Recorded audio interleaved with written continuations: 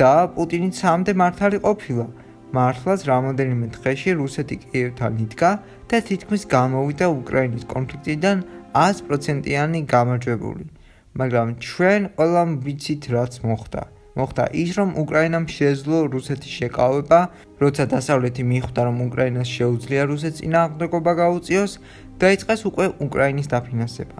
ამ ვიდეოში არ ვაპირებ დეტალურად ახსნა ფრონტის ხაზზე რა ხდებოდა, ან რა ხდება. ამიტომაც მოდით პირდაპირ გადავიდეთ 2022 წლის 29 მარტის მოვლენებზე. მოკლედ რუსეთმა კიევი ვერ აიღო, ამას აქვს ბევრი მიზეზი. მოგახსენებთ, პუტინს უნდოდა სწრაფი და ევისებრი გამარჯვება, ანუ მოკლედ რომ ვთქვათ ბლიცკრიგი.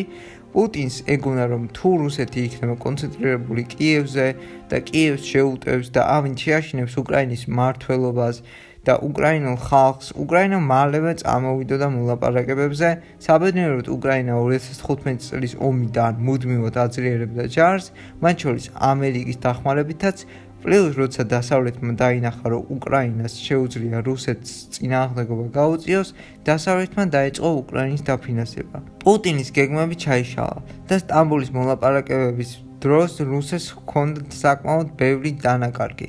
კიევიდან პუტინმა გამოიყვანა ჯარი და უკრაინა მზად იყო ომისთვის. ბევრი ამბობს, რომ ეს მოლაპარაკებები ვერ შედგა, იმიტომ რომ უკრაინას სჯეროდა, რომ ომს მოიგებდა, რადგან უკრაინამ რუსეთს საკმაოდ კარგად გაუწია წინააღმდეგობა და დასავლური დახმარებით ისინი ტერიტორიების დაბრუნებას შეძლებდნენ.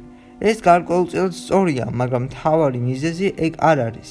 და პლუს ეს მოსაზრება მცდარი, იმიტომ არის, რომ ზელენსკი მოლაპარაკებებისთვის მიდიოდა ყირიმის დათმობაზე, ანუ უკრაინა არ გაარჩევდა ყირიმის საკითხს მომდევნო 15 წელი. პრობლემა სხვა რაღაცაში მდგომარეობს. გარანტიები.